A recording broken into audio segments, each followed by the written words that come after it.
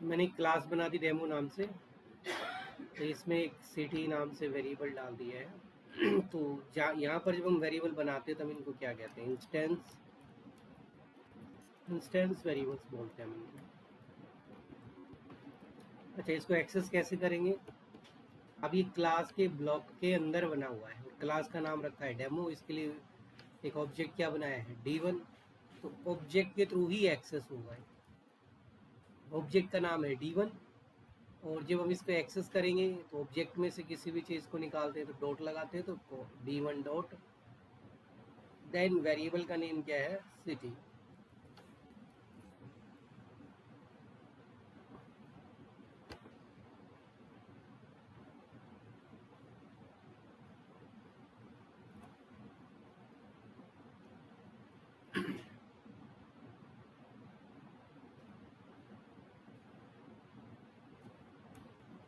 Control S.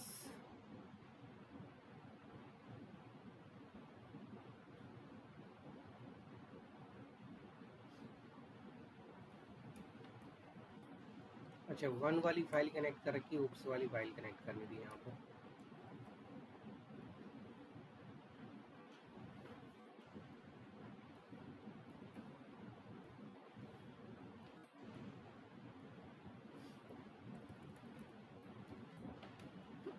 तो अब हमें यहाँ पे मिल जाएगा, मैसेज में नोट आ गया।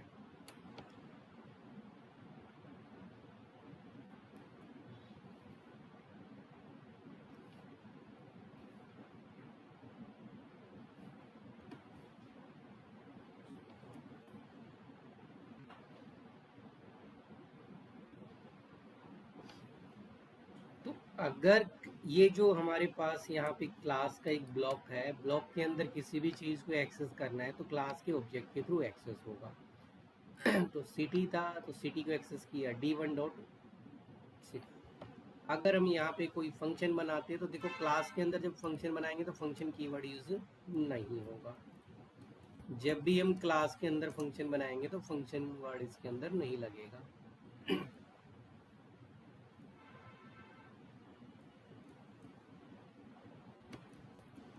जैसे मैं यहाँ पे फंक्शन बनाऊँ टेस्ट नाम से, तो इसने एरर देना स्टार्ट कर दिया, तो फंक्शन कीवर्ड नहीं लगेगा, डायरेक्ट फंक्शन का नेम आएगा क्लास में। उसके बाद जो भी काम कराना चाहो इससे करा सकते हो, जो भी मैसेज hello.js ये हमने इसमें ऐड किया। और फिर इसको कॉल कैसे करेंगे, इसको कहेंगे हम यहाँ पे मेथड, ठीक है, यहाँ पे बोलते हैं इंस्टेंस मेथड क्लास के अंदर। तो जो नेमिंग कन्वेंशन है वो चेंज हो जाता है, इंस्टेंस मेथड। और इंस्टेंस मेथड को कैसे कॉल किया जाएगा, क्लास के ऑब्जेक्ट के थ्रू, D1 डॉट टेस्ट। तो ये हमारा कॉल हो गया। डायरेक्ट कॉलिंग नहीं होगी कि टेस्ट को कॉल कर दो, ये नहीं चलेगा, इसको पता ही नहीं लगेगा टेस्ट मेथड या टेस्ट नाम का फंक्शन कहाँ पर बना हुआ है। तो ये क्लास के ब्लॉक के अंदर है। तो पहले क्या आएगा इसमें, D1, पहले ऑब्जेक्ट का नेम आएगा, ऑब्जेक्ट के नेम के बाद डॉट आएगा, देन फंक्शन है तो फंक्शन का नेम, मेथड है तो मेथड का नेम, वेरिएबल है तो वेरिएबल का नेम इसके अंदर आ जाएगा। तो एक बेसिक सा एग्जांपल था क्लास का कि क्लास का नाम कुछ भी रख सकते हो। ऐसा कोई ज़रूरी नहीं है कि जब हम क्लास बनाएंगे तो उसका फर्स्ट लेटर कैपिटल होगा, ऐसा कोई नहीं, कंपलसरी नहीं। तो हमने डेमो नाम की क्लास यहाँ पे क्रिएट की। अब यहाँ पे एक तो कंस्ट्रक्टर देखते हैं, कंस्ट्रक्टर क्या होता है।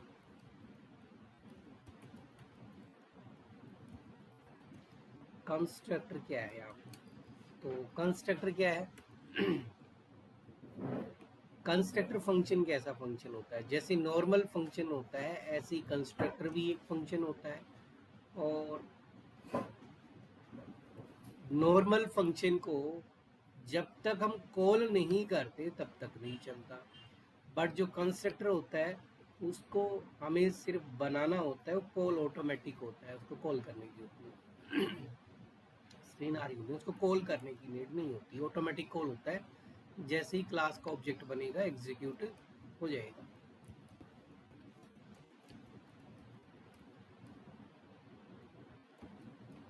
तो ये हमने क्लास बनाई। अब कंस्ट्रक्टर का नाम क्या रखेंगे यहाँ पे जब भी हम कंस्ट्रक्टर बनाते हैं जावास्क्रिप्ट में, तो कंस्ट्रक्टर का नाम हमेशा, कंस्ट्रक्टर फंक्शन का नाम हमेशा कंस्ट्रक्टर ही रहता है। ऑलवेज कंस्ट्रक्टर नाम से ही फंक्शन बनेगा इसमें। अच्छा, इसके अंदर दिस कॉन्सेप्ट भी अभी यहाँ पे देख लेंगे। तो ये कंस्ट्रक्टर फंक्शन एक तो डायरेक्ट चला सकते हो यहाँ से,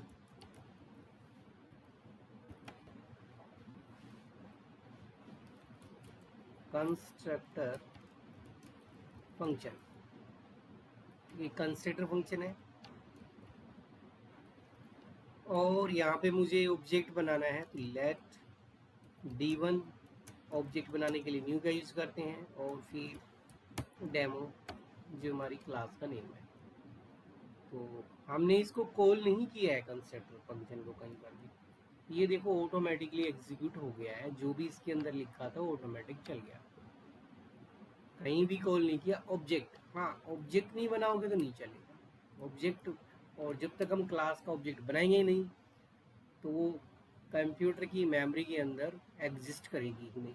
इसलिए ऑब्जेक्ट बनाना मैंडेटरी है। एक क्लास के जितने चाहे उतने ऑब्जेक्ट बना सकते हैं। जैसे मैं 3 ऑब्जेक्ट बना दूँ, एक d1 नाम से बना दिया है, एक d2 नाम से बना दिया है, एक d3 नाम से बना दिया है। 3 टाइम्स कॉल होगा। फर्स्ट ऑब्जेक्ट क्रिएट हुआ तब कंस्ट्रक्टर चला, जब सेकेंड टाइम ऑब्जेक्ट किया फिर से कंस्ट्रक्टर चला, जब थर्ड टाइम ऑब्जेक्ट बनाया अगेन कंस्ट्रक्टर एग्जीक्यूट हुआ।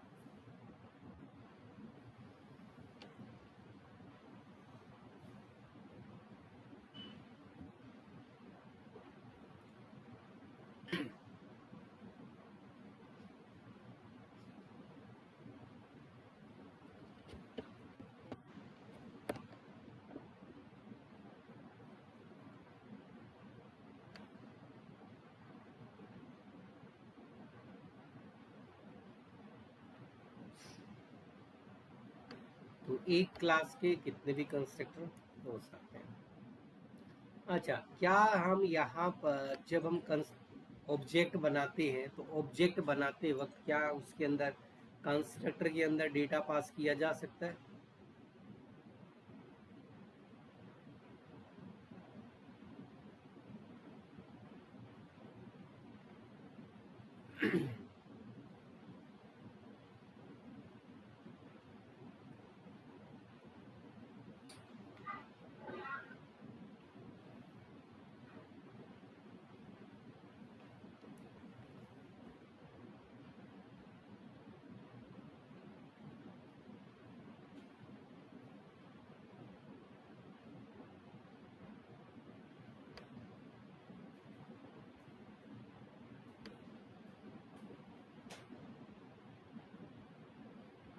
ठीक है, तो क्या कंस्ट्रक्टर के अंदर हम डेटा पास कर सकते हैं?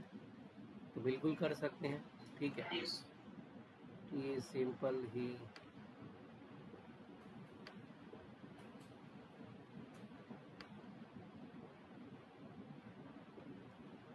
यहाँ से मैंने जैसे कोई डेटा डाल दिया है,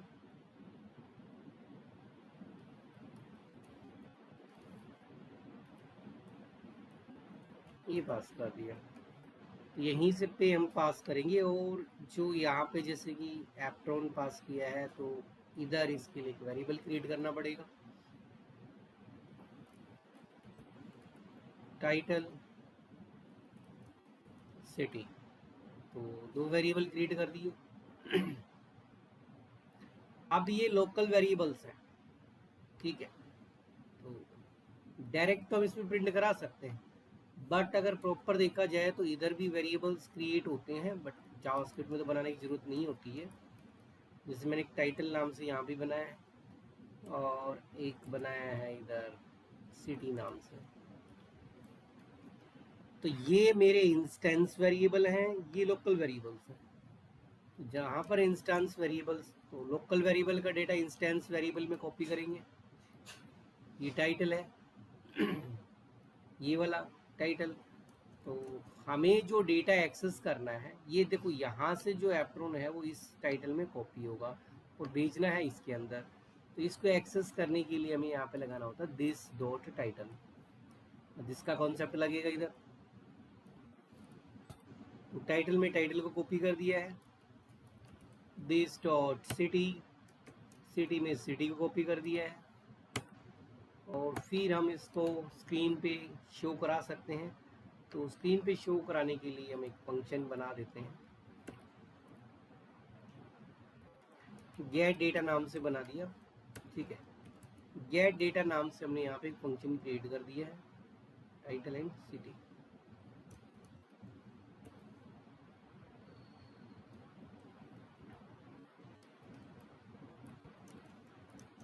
तो टाइटल के सामने हमें टाइटल और सिटी के सामने सिटी दिखाना है।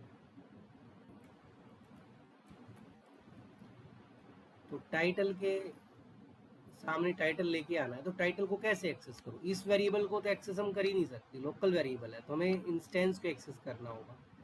तो इंस्टेंस को एक्सेस दिस लगा के करना है, दिस डॉट टाइटल। तो इधर हमारा लग जाएगा डॉलर,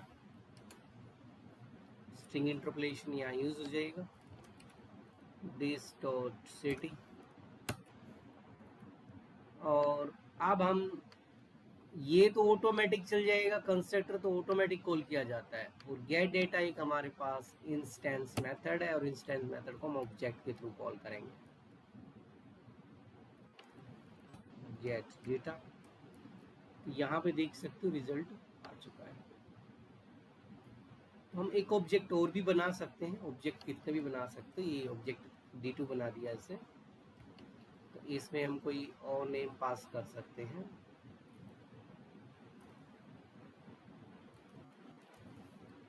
और यहाँ पे मैंने डाल दिया नहीं, लेकिन ये आएगा नहीं, क्योंकि D2 जो ऑब्जेक्ट है वो भी क्या करेगा, उसको कॉल करेगा गेट डेटा फंक्शन को, ये उसका भी डेटा आ जाएगा। तो जो कॉन्सेप्ट है थोड़ा घूम के चलता है क्लासेस में, बॉटम अप्रोच होती है क्लासेस में, बॉटम से टॉप की तरफ चलता है, एग्जीक्यूट होता है। ठीक है, कॉन्सेप्ट ये गेट डेटा। और यहाँ पे जो लिखा हुआ है ना ये टाइटल, यहाँ पे लिखने की नीड नहीं है, क्योंकि जावास्क्रिप्ट ऑटोमेटिक ले लेती है इस कॉन्सेप्ट को। अगर मैं दिस लगा हुआ है तो इसको हम नहीं भी लिखेंगे तब भी चल जाता है। ठीक है, रिजल्ट में आउटपुट में कोई चेंज नहीं आएगा। तो बाय डिफॉल्ट इसमें पब्लिक वेरिएबल्स होते हैं, पब्लिक और प्राइवेट दो ही यूज होते हैं, प्रोटेक्टेड यूज नहीं होता है जावास्क्रिप्ट। तो बाय डिफॉल्ट पब्लिक है, लिखो या मत लिखो। ठीक है, और प्राइवेट अगर किसी भी चीज़ को बनाना है तो प्राइवेट बनाने के लिए उसके सामने हमें अंडरस्कोर लगता है या हैश लगता है, शायद हैश यूज़ करना होता है। ये फंक्शन हो गया हमारा प्राइवेट। ठीक है, अब इस प्राइवेट फंक्शन को जब कॉल करोगे तब भी हैश लगेगा, और यहाँ भी हैश है। तो इधर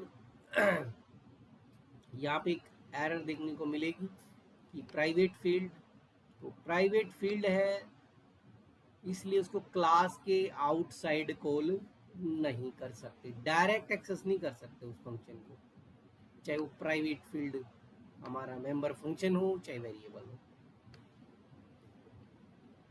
अगर फंक्शन को प्राइवेट बनाना है मेथड को तो भी हैश लगाना है, किसी फील्ड को या वेरिएबल को प्राइवेट बनाना है उस पर भी हैश लगेगा।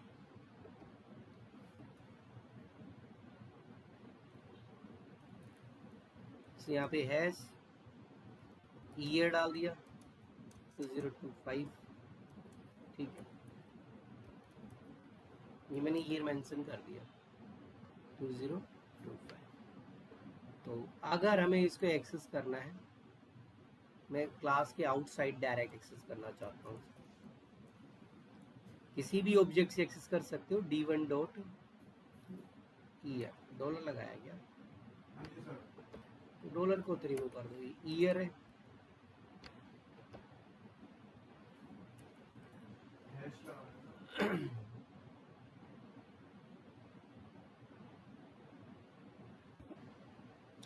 अभी तो डायरेक्ट एक्सेस हो गया, अगर मुझे इसको एक्सेस नहीं करना है तो फिर यहाँ पर हैश लगा लो, तो ये प्राइवेट बन जाएगा। ठीक है, अब ये एक्सेस नहीं होगा, प्राइवेट फील्ड है तो इसको outside of the class access है।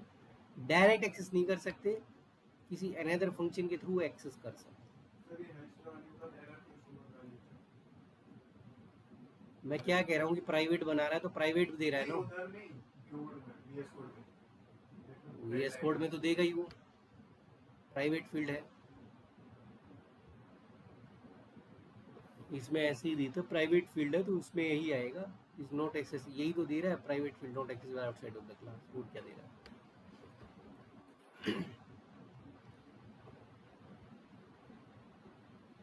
ये स्लेंट चलता है तो उसको एक्सेस करके देगा वो ये स्लेंट। तो इसमें इतना ही है प्राइवेट का कॉन्सेप्ट। कंस्ट्रक्टर फंक्शन ऐसा नहीं है कि हम इसको एग्जीक्यूट नहीं करा सकते, इसको इसके अंदर अगर चलाओगे तो चल जाएगा, कि क्लास के आउटसाइड की बजाय अगर इनसाइड यूज करोगे तो ये चल जाएगा।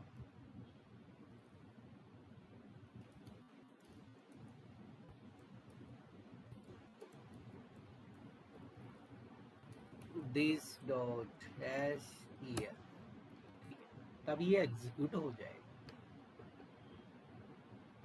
Outside of the class block इसको एक्सेस नहीं किया जा सकता, क्लास के ब्लॉक के बाद।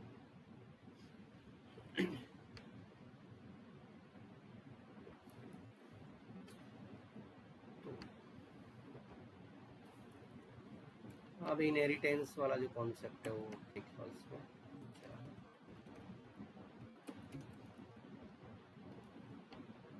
तो जब हम इनहेरिटेंस यूज करते हैं, मतलब मल्टीपल क्लासेस के लिए ही इनहेरिटेंस लगता है, एक क्लास का डेटा दूसरी क्लास के साथ शेयर करना हो। क्लास मैंने बना दी पेरेंट,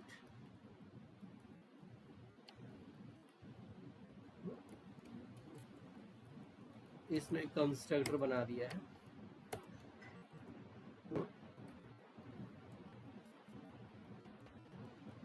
यहाँ पे मैं ले लेता हूँ parent constructor.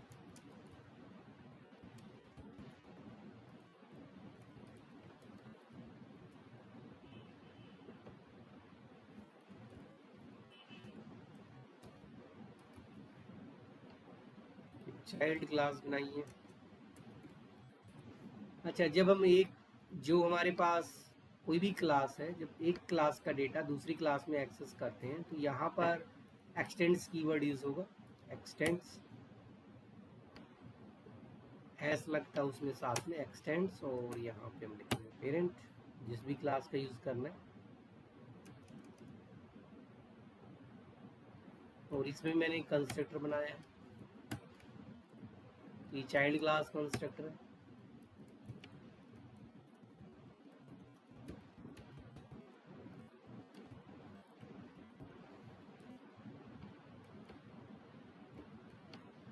Child class constructor. अब जब तक हम क्लास का ऑब्जेक्ट नहीं बनाएंगे नहीं चलेगा, तो हम पेरेंट के ऑब्जेक्ट के थ्रू हम हर किसी को एक्सेस कर सकते हैं, उसके चाइल्ड के ऑब्जेक्ट के थ्रू। तो मैंने ऑब्जेक्ट बना दिया C1 न्यू चाइल्ड क्लास का ऑब्जेक्ट बनाया, और कंस्ट्रक्टर है तो ऑटोमेटिक एग्जीक्यूट होगा।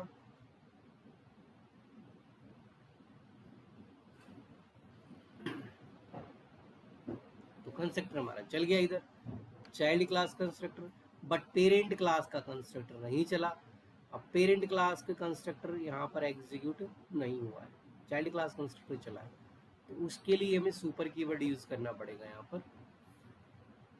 तो इधर मैं लिखता हूँ सुपर, ये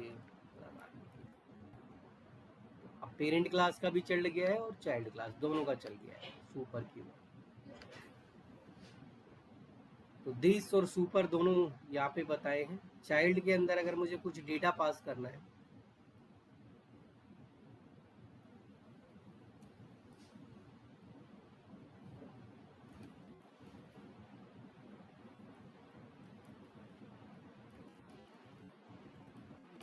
ये डेली डाला इसमें, तो इस डेटा को मुझे एक्सेस करना है अगर मैं यहाँ पास करता हूँ सिटी, तो अब ये इस कंस्ट्रक्टर के अंदर यहाँ पर शो करेगा कंस्ट्रक्टर। चलो कोमा लगा के दिखा देता हूँ सिटी। तो यहाँ पे देखो चाइल्ड क्लास में, तो चाइल्ड क्लास के अंदर ये वेरिएबल जो है वो जा चुका है, लेकिन हमें पहुंचाना है इसमें पेरेंट क्लास में। तो पेरेंट क्लास के लिए तुम्हें सुपर के अंदर पास करना पड़ेगा, फिर सुपर से यहाँ पे जाइएगा, फिर ये क्लास भी क्या कर सकती है, इसको एक्सेस कर सकती है। तो दोनों के अंदर पहुंच गया। तो इनहेरिटेंस था कि सिंगल क्लास है हमारे पास। इनहेरिटेंस के कॉन्सेप्ट ही होते हैं, एक क्लास की हेल्प से मतलब एक क्लास का डेटा दूसरी क्लास में हम सेंड कर सकते हैं।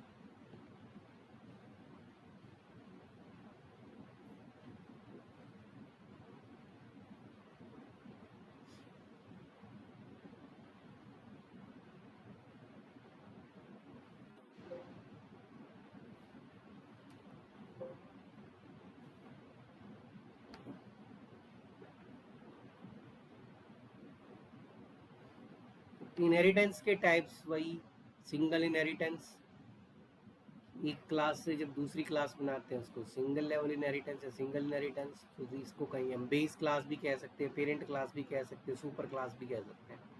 तो जब दूसरी क्लास बनेगी वो डिराइव्ड क्लास, सब class, child class. Multi level में क्या लेवल क्रिएट हो जाएंगे, एक क्लास है फिर उससे दूसरी, दूसरी से तीसरी, तीसरी, तो उसको मल्टी लेवल इनहेरिटेंस कहा जाता है। अगर हम दो क्लासेस की हेल्प से तीसरी क्लास बनाते हैं तो मल्टीपल इनहेरिटेंस है, और मल्टीपल इनहेरिटेंस जावास्क्रिप्ट में सपोर्ट नहीं होता है। तो multiple inheritance C plus plus में और उसमें पाइथन में दो में सपोर्ट होता है, और किसी लैंग्वेज में मल्टीपल इनहेरिटेंस नहीं चलता है। तो वहाँ पर मल्टीपल इनहेरिटेंस को अचीव करने के लिए इंटरफेस का कॉन्सेप्ट आता है।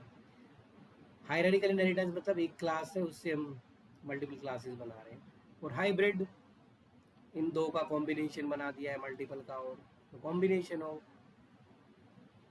उसको हाइब्रिड इनहेरिटेंस। तो यहाँ पे single inheritance, multi level inheritance और हायरार्किकल इनहेरिटेंस सपोर्ट होता है जावास्क्रिप्ट के अंदर।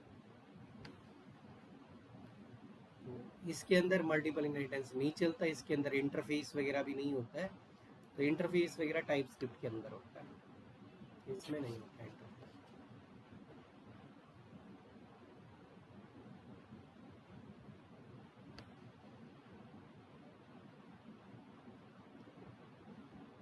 तो ये कॉन्सेप्ट था इसका ओप्स का। ओप्स में और ज़्यादा इसमें नहीं है।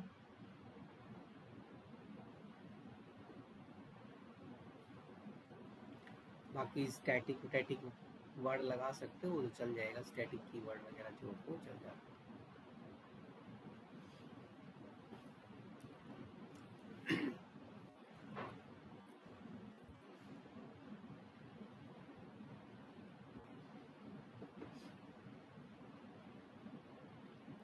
क्लासेस कंस्ट्रक्टर मॉडिफायर वही आ गया इसमें, जावा का नहीं चाहिए, इसका होना चाहिए ना।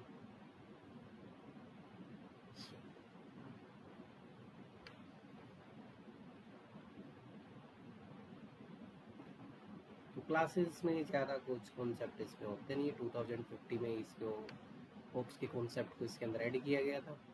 बाकी मैंने बता दिया दिस विस कैसे यूज होता है, इनहेरिटेंस यहाँ पे बता दिया है, कंस्ट्रक्टर सारे बता दिए।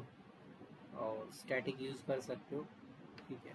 किसी भी फंक्शन को स्टैटिक बनाना है तो उसके सामने स्टैटिक कीवर्ड लगा देना, वो स्टैटिक हो जाएगा, ठीक है। और जब हम उसको कॉल करेंगे, जब भी हम स्टैटिक मेथड को कॉल करते हैं तो क्लास के नेम से कॉल करते हैं, ठीक है। पहले क्लास का नेम आएगा, जैसे यहाँ पे मेथड का नेम क्या है, हेलो, और क्लास का नेम है कार। हम कैसे कॉल करेंगे, कार डॉट हेलो, ठीक है। इसी तरह से कॉल किया होगा। और अगर नॉन स्टैटिक है तो उसमें क्या करते हैं, नॉन स्टैटिक के अंदर हम क्या करते हैं, नॉन स्टैटिक के अंदर हम किसका यूज़ करते हैं,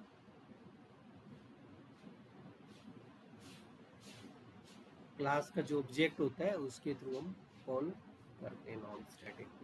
बस यही है, ज़्यादा इसमें है।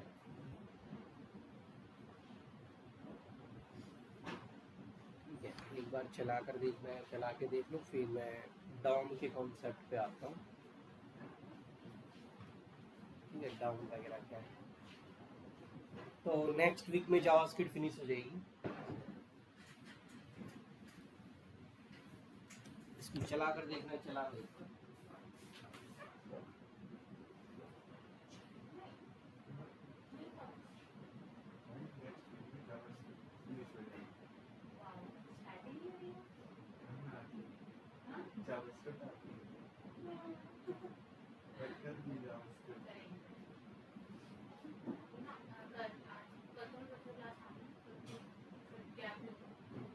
नेक्स्ट वीक आएंगे ना, जितना हो गया सब करते हैं, जितने लेक्चर देख लेंगे पहले ताकि देर से खत्म हो तो अरे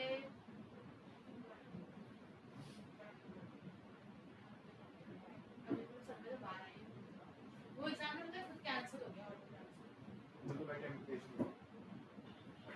मेरा आया था पहले उसका और फिर उसमें मैंने ऑलरेडी पहले मेल डाला था यूनिवर्सिटी के लिए, पहले मैंने मेल डाला था तो उसने बोला था कि ये अपने आप 48 आवर्स में कैंसिल हो जाएगा, और अगर ये हमारी वो मेल एक ये ना यूनिवर्सिटी मेल थी, तो मैंने यूनिवर्सिटी मेल से डाला था, उन्होंने ये ऑटो कैंसिल कर दिया, और अगर ये मैं अपनी मेल से डाली तो मुझे डिटेल्स नहीं चाहिए। तो ये बेसिकली मैंने कल चेक किया, कल शाम कल सुबह को नहीं मारा ये, कल शाम को देखा तो वो कैंसिल हो गया और उसको अटेम्प्ट फर्स्ट ही लिखा हुआ आ रहा है पहला ही, क्योंकि वो कनेक्ट ही नहीं हुआ ना वैसे। तो आराम से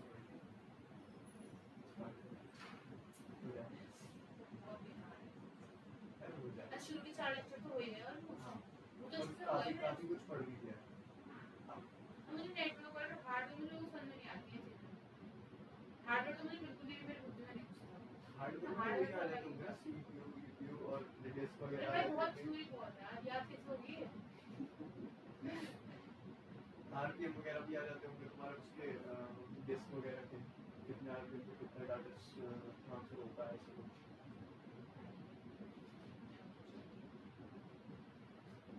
बहुत कुछ है। हाँ मेमोरी से जोड़ना, कौन सी मेमोरी कैशे मेमोरी लगेगा, बहुत कुछ होगा। चलो छोड़ो, पढ़ लेना हो जाएगा।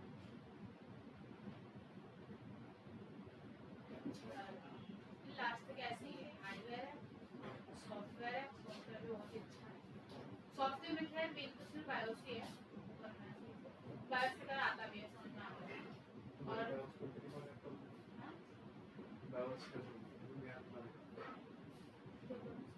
बायोस से बायोस से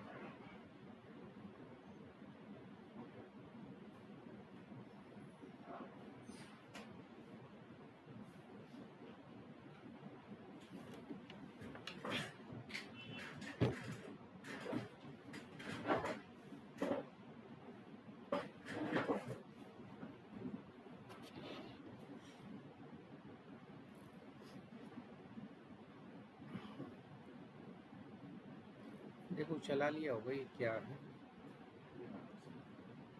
तो अब उप्स पे पहुंचते हैं हम। उप्स तो हो गया, सॉरी डॉम।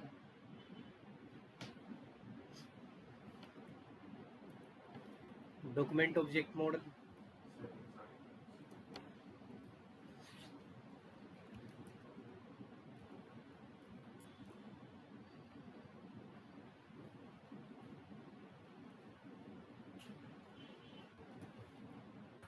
फाइल को लिंक कर दिया dom.js।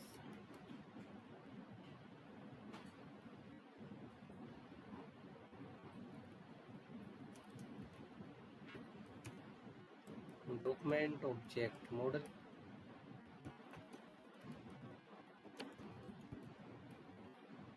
तो डोम हम किस लिए यूज करते हैं कि जावास्क्रिप्ट जो है वो HTML के साथ हम एम्बेड करते हैं, जावास्क्रिप्ट को और HTML का कनेक्शन क्रिएट करते हैं।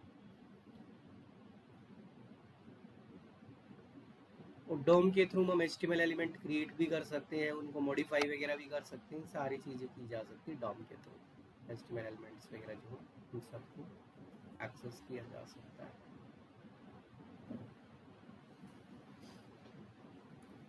तो इसमें कुछ कॉमन फंक्शंस जो यूज होते हैं, जैसे डॉक्यूमेंट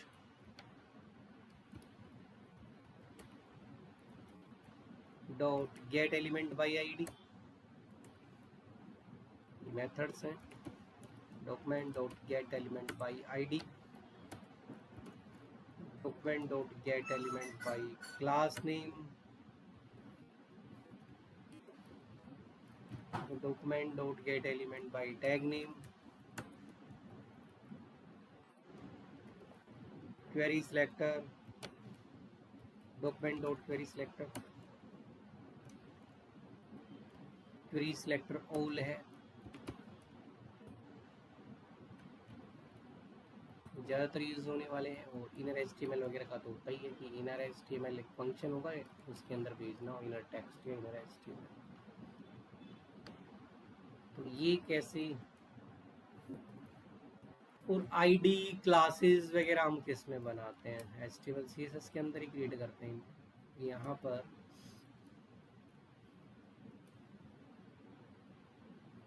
जैसे मैंने H1 इसके अंदर लिखा हेलो वर्ल्ड, हाँ बट कुछ कॉमन फंक्शंस क्रिएट एलिमेंट वगैरह भी होते हैं। मान लो कि मैं, हमारे पास अगर हम अभी इसको एग्जीक्यूट करेंगे तो इसमें कुछ भी नहीं मिलेगा। मैं एक div बनाता हूँ और इस div की ID बनाकर इसको यहाँ पर छोड़ दिया, टेस्ट नाम से ID बनाई। अब इस div को एक्सेस करोगे तो यहाँ पे लगाओगे document dot get element by ID। तो ID का नाम रखा था टेस्ट, टेस्ट इसके अंदर पास कर दिया,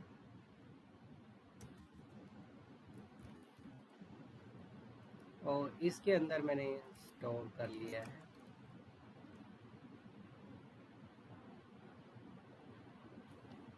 H1 कर लिया, या div है तो चलो div कर लिया इसका नेम।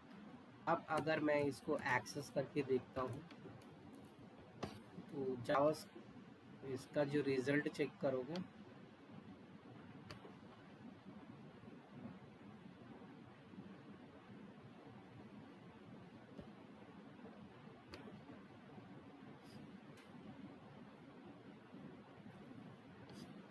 तो यहाँ पे एक div क्रिएट होके आएगा div। तो HTML ने, जावास्क्रिप्ट ने क्या किया, HTML का जो कंटेंट था, जो टैग था, उसको टारगेट कर लिया। तो मुझे इसके अंदर एक H1 बनाना है, तो उसके लिए भी फंक्शन होता है, एलिमेंट क्रिएट करना हो तो डॉक्यूमेंट डॉट क्रिएट एलिमेंट, जी एक एलिमेंट बनाना है, एलिमेंट का नाम मैंने रख दिया यहाँ पर H1, H1 टैग यूज करना है।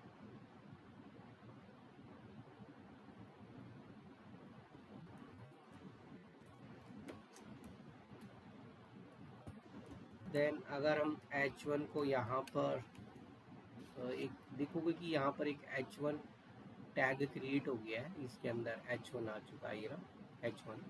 बट ये जो H1 है ये मुझे इस div के अंदर सेट करना है कि H1 टैग को उस div के अंदर, क्योंकि ये जो टैग है ये जावास्क्रिप्ट ने बनाया है, ना कि HTML ने बनाया है। तो div, तो जब भी हम टैग के अंदर कोई टैग सेंड करते हैं तो हमेशा अपेंड चाइल्ड फंक्शन यूज होता है जावास्क्रिप्ट के अंदर।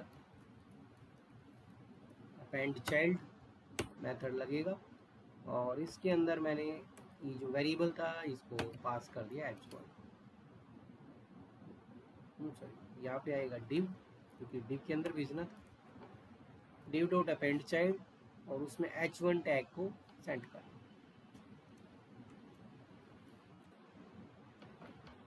तो चाहो तो उसको यहाँ पर रन करके देख सकते हो, नहीं तो वहाँ पर भी दिख जाएगा। मैं जब इसको देख सकते हो कि यहाँ div के अंदर h1 आ चुका है।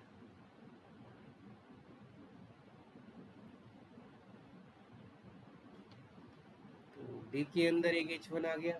अब उस h1 के अंदर मुझे कोई टेक्स्ट भेजना है, तो टेक्स्ट को सेंड करने के लिए हमारे पास होता है, इसी के अंदर लगाता हूँ यहाँ पर h1 जो है उसके अंदर इनर एचटीएमएल लगा दोगे, इनर एचटीएमएल या इनर टेक्स्ट।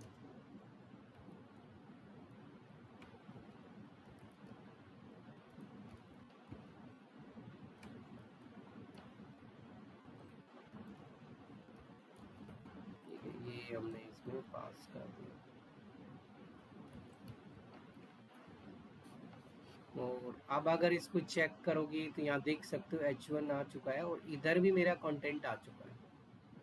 बट अगर हमें इसको फंक्शन के थ्रू बनाना है तो फंक्शन के थ्रू भी बना सकते हैं इस चीज़ को।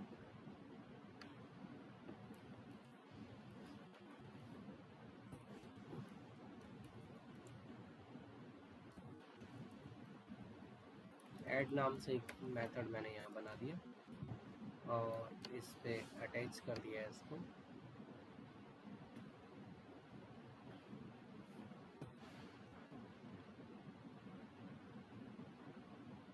और मैं नीचे एक बटन बनाता हूँ और मैं कहता हूँ कि जब मैं इस बटन पे क्लिक करूँ तो वो बनकर आना चाहिए।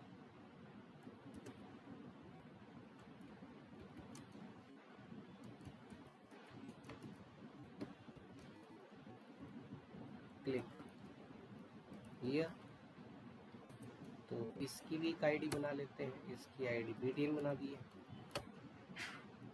या तो ऑन क्लिक लगा दो या आईडी के थ्रू भी कॉल कर सकते हो।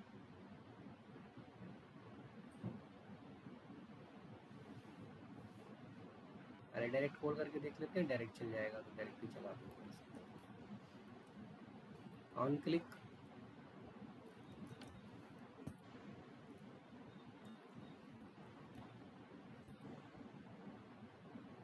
ऐड नाम से फंक्शन है तो ऐड को बोलते हैं। तो अभी देखो कि यहाँ पर कुछ भी नहीं है, और एलिमेंट में इधर अगर चेक करते हैं ये एक एम्प्टी डिव आ रहा है। यहाँ पर जो डिव है बिल्कुल एम्प्टी, कुछ नहीं है इसके अंदर। बट अगर मैं इस बटन पे क्लिक करता हूँ, यहाँ हेलो वर्ल्ड आ गया, और इधर देख सकते हो यहाँ पर HTML में ऐड भी हो गया है। ये डबल कोट्स कहाँ रह गया, बाकी ऐड हो गया है कि जैसे इस पर क्लिक करोगे ऐड ऑन इसमें हो जाएगा। ये हमारा ऐड हो गया, तो डायनामिकली इसको क्रिएट किया है।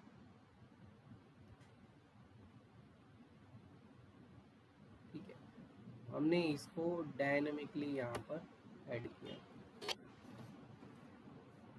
एक तो हम इसको ऐसे चला सकते हैं ऐड फंक्शन को, दूसरा मेथड ये है कि हम इसकी आईडी बनाकर इसको एग्जीक्यूट कर सकते हैं। जैसे कि मैं यहाँ पे लिखता हूँ आईडी रखी है BTN, यहाँ पर आए आईडी के थ्रू अगर इसको चलाना है तो हमें क्या करना पड़ेगा, इसको BTN को भी document dot get element by ID button को टारगेट करोगे BTN से। अब add event listener function, events मतलब on click, on double click, इनको हम कहते हैं इवेंट्स। BTN पे लगा दिया ऐड इवेंट लिसनर। अभी जो ऐड इवेंट लिसनर फंक्शन है मेथड जो है ये हाई ऑर्डर्ड होता है, तो इसके अंदर दो चीज़ें पास होती हैं। एक तो इवेंट कौन सा परफॉर्म कर रहे हो, जैसे मैंने कहा क्लिक, दूसरा इसके अंदर फंक्शन जाएगा, तो इसके अंदर फंक्शन भी ऐड होता है। जो भी फंक्शन इसको क्या काम कराना है, इससे वही टास्क परफॉर्म करा रहा हूँ जो ऊपर किया था ये वाला, कि इसी को एज इट इज इसमें कि पहले सबसे पहले एक H1 एलिमेंट बनाऊं, देन उसके अंदर कुछ कंटेंट ऐड कर दो, देन अपेंड चाइल्ड में उसको H1 को ऐड।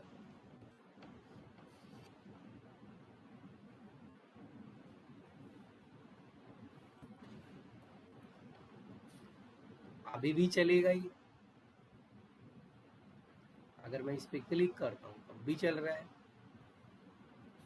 तो इवेंट लिसनर वाला ज़्यादा यूज़ करते हैं हम मेथड, ठीक है, दोनों में से कोई भी ये ज़्यादा यूज़ किया जाता है कि मल्टीपल इवेंट्स इसमें लगा सकते हैं। वो डायरेक्ट फंक्शन को कॉल भी किया था ऊपर मैंने, और यहाँ पे इवेंट हैंडलिंग के थ्रू किया है। यहाँ पे event click, double click, mouse over, mouse out, कोई भी फंक्शनैलिटी इसमें पास की जा सकती है, ठीक है। तो एक बार इसको चला कर देखना है तो इसको चला कर देख लो, फिर मैं आगे बढ़ता हूँ तो मैं कुछ बताऊँगा।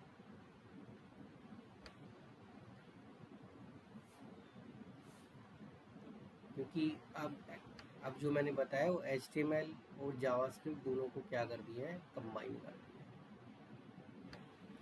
हाँ, ऐसा कोई ज़रूरी नहीं है कि ये तो कंबाइन कर दिया, इसमें CSS भी लिख सकते थे चाहते तो CSS डायरेक्ट ऐसे लिखते हैं h1.style, ठीक है, स्टाइल लगाओगे और उसके बाद CSS आएगी।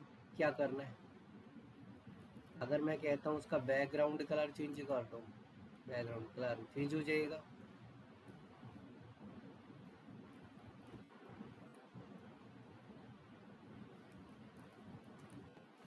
फ़ॉन्ट कलर कौन सा करना है,